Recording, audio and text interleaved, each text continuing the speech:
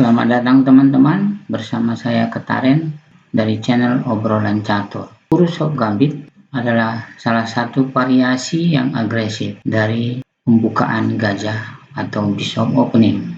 Putih mengorbankan satu pion di awal permainan, satu pengorbanan yang mengarah pada inisiatif jangka panjang E4, E5, gajah ke C4, langsung mengancam titik terlemah hitam pion F7 dan juga mengkontrol petak D5 yang mencegah hitam bermain D7 ke D5.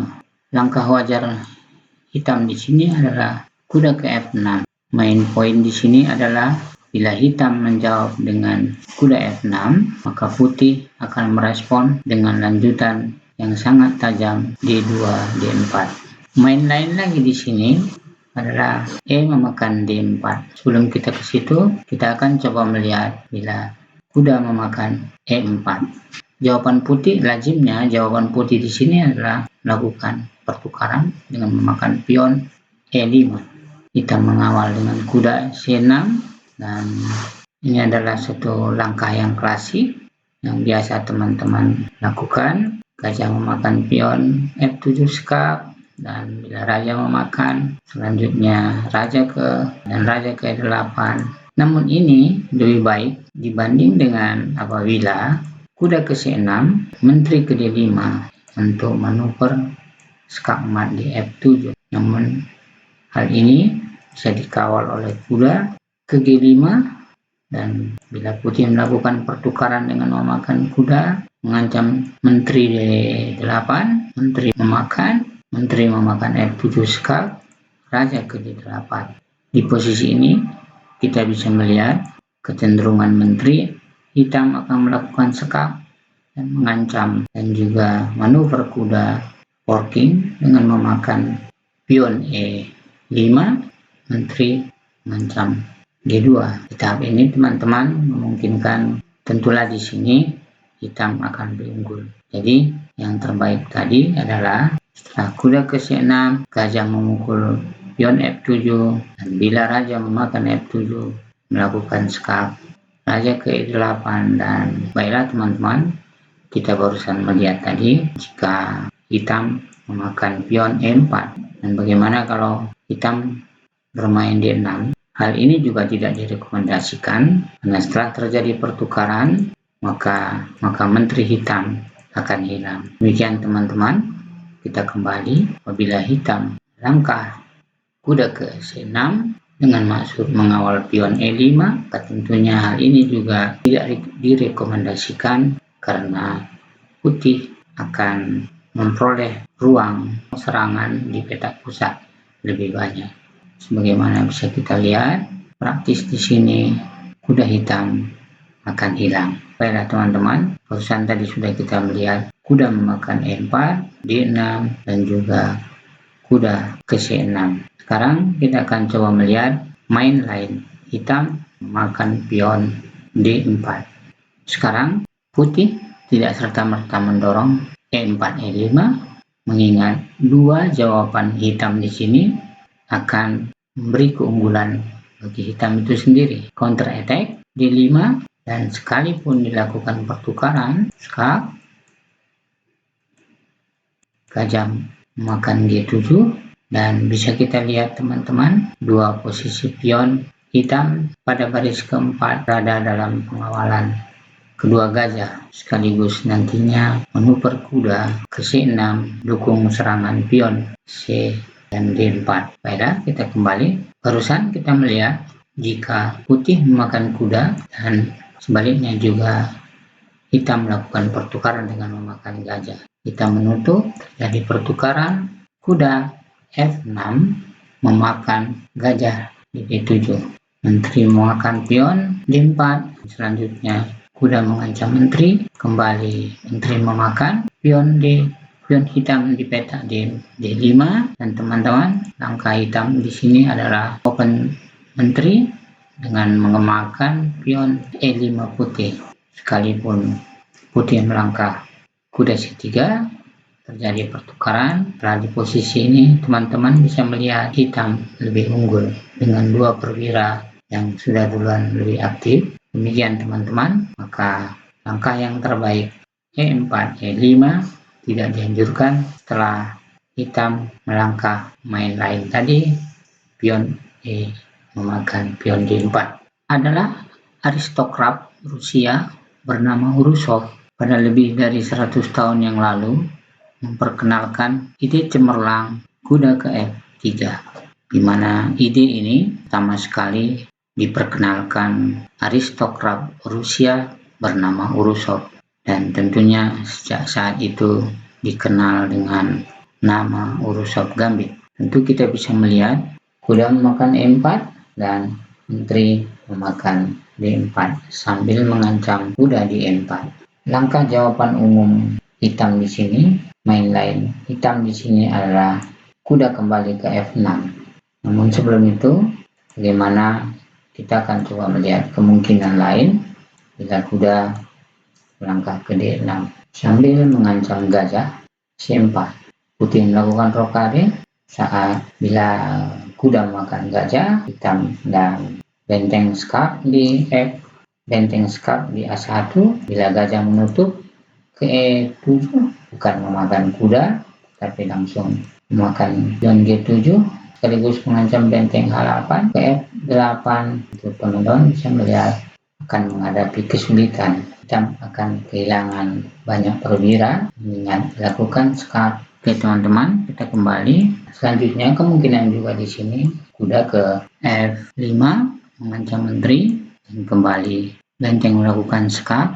Bila kuda ke E7, menteri ke D5, kuda C6, G5 jadi pertukaran, dan teman-teman bisa melihat skak emas. Dan bagaimana kalau bila kuda ke F5 sekaligus mengancam menteri? Langkah terbaik putih di sini adalah menteri ke D5 yang sekaligus mengancam F7 dan kuda itu sendiri. Jawaban terbaik hitam adalah menteri ke F6, pengawalan kedua buahnya, dan hitam melakukan mengancam menteri dengan gajah ke G5. Praktis menteri hanya bisa menutup dan benteng ke E1, hitam akan kalah. Demikian juga teman-teman, setelah gajah mengancam menteri, putih balik mengancam dengan C6. Namun di sini menteri akan melakukan skak di E4, tentu praktis menteri hitam akan hilang. Baiklah teman-teman, kita kembali, kita akan melihat jika kuda C6 sekaligus mengancam menteri, benteng A1 putih, dan seperti kita sampaikan di depan tadi, kuda menutup skak dengan melangkah ke E7, gajah ke B3 menghindar dari ancaman kuda, dan bila hitam bermain F6, langsung saja menteri ke D5 sekaligus mengancam skak emas di F7, hitam melangkah G5, putih melakukan pengorbanan dengan memakan pion G5 dan gajah memakan pion G5, menambah tekanan ke peta E7, dan bila hitam melangkah E6, putih membiarkannya saja dengan melihat namun memiliki rencana lain. Meskipun hitam memakan gajah G5, maka putih melangkahkan kuda ke E4. Melihat diagonal ini tidak terbuka, tentu saja hitam dengan senang hati memakan menteri di D5. Namun putih sesuai rencana melakukan skak mat dengan memakan kuda di D6. Demikian teman-teman, beberapa sampel yang barusan kita lihat apabila hitam tidak bermain dengan langkah utama atau main lain. Setelah kuda memakan E4 dan menteri memakan D4, main lain hitam adalah kuda ke F6, dan teman-teman bisa melihat di sini setelah hitam memakan pion D4 dan menteri memakan pion D4. Di tahap ini kita bisa melihat arti daripada pengorbanan pion sebagaimana ide dari Urusov, di mana 3 perwira putih lebih aktif dibanding dengan pada umumnya posisi buah hitam masih standby di tempat semula. Dan setelah dari posisi ini, rencana putih selanjutnya adalah melakukan rokade di sayap menteri sambil terus mengembangkan perwira atau mengosongkan perwira di sayap menteri dan memampatkan kedua benteng di lajur D dan E. dan hitam. Beberapa opsi bermain dengan kuda C6 mengancam menteri, D6, dan juga melakukan rokade di sayap raja. Demikian teman-teman terkait rencana putih dan juga pembelaan hitam selanjutnya yang akan kita lihat. Kita kembali sebagaimana rencana awal, gajah ke G5 dan gajah mengawal di E7, kuda ke C3, D6, rokade di sayap menteri dan rokade di sayap raja. Menteri ke H4, dan bila hitam bermain H6 dan tentunya gajah memakan pion H6 dan menteri memakan pion H6, kuda ke H7 dengan maksud melakukan manuver gajah ke G5 sekaligus mengancam menteri, maka hitam mengantisipasi. Praktis saja putih melangkah H4 untuk antisipasi petak G5. Misalnya kuda ke C6 yang nantinya akan melakukan manuver untuk mengancam gajah C4, atau bila bergerak ke C, gajah ke D3 sekaligus melakukan penekanan ke H7, kuda ke F6, kuda ke D5 untuk melakukan pertukaran sehingga menteri dapat melakukan sekak, kuda ke D5 untuk melakukan pertukaran dengan kuda F6, dan selanjutnya menteri akan melakukan sekak di H7. Benteng ke E8 dilakukan pertukaran oleh putih, dan tentunya teman-teman bisa melihat sekak gajah di H7, raja ke H8, gajah ke G6, raja kembali ke G8, sekak menteri di H7, dan bila raja ke F8 maka sekak mat di F7. Kita kembali ke langkah ke-9. Barusan tadi kita sudah melihat, kali ini kita coba melihat bila kuda ke C6, maka urutan langkah jawaban putih akan merespon dengan gajah ke D3, dan bila kembali mengancam gajah H6, hal yang sama masih dilakukan oleh putih, mengorbankan gajah dengan memakan pion H6, dan tentu saja putih memakan dengan pion G6. Kembali menteri memakan, menghindari sekak di H7, kuda ke B4 mengancam gajah, namun putih melanjutkan serangannya dengan kuda ke G5. Kita memakan gajah, D3 dimakan dengan menteri, dimakan dengan gajah ke F5 mengancam benteng, dan juga rencana menutup baris G5, benteng ke G3, gajah ke G6, dan di sini teman-teman bisa melihat langkah terbaik putih adalah kuda ke E6 sekaligus mengancam sekak mat di G7, mengancam forking menteri F8. Langkah paksa hitam adalah memakan kuda di E6, tentu saja menteri memakan sekak, dan bila raja ke H8 sekak mat di G7. Baiklah teman-teman, kita akan coba melihat bila hitam setelah main-main melangkahkan kuda mengancam langsung menteri, di mana tadi kita melihat opsi hitam pertama adalah ke D6, kuda ke C6 langsung mengancam menteri, menteri H4, gajah ke E7, gajah ke G5, D5, putih melakukan rokade di sayap menteri, gajah ke E6 mengembangkan perwiranya, benteng H ke E1. Kemungkinan langkah-langkah lain di sini bisa terjadi adalah gajah memakan kuda di F6, selanjutnya hal yang sama juga dimakan oleh hitam sekaligus mengancam menteri, menteri ke H5, dan raja ke F8.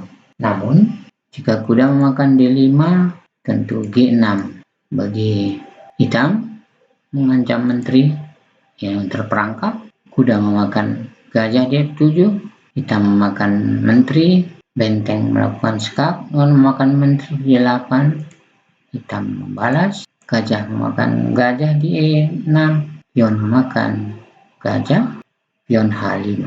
Dari posisi hitam tadinya yang berada dalam tekanan, apabila hal ini tidak dilakukan hitam, misalnya melangkah dengan melakukan pertukaran gajah memakan kuda, dan tentunya hitam akan mengalami skakmat yang lebih cepat. Benteng memakan kuda mengancam menteri ke C8, kembali benteng memakan C6, sebab apabila dimakan maka akan terjadi skak benteng, akan berakibat fatal terhadap Raja Hitam. Walaupun sia-sia, benteng memakan lagi. Bila pun terjadi pertukaran, maka teman-teman kita bisa melihat akan menjadi skakmat pada beberapa langkah ke depannya.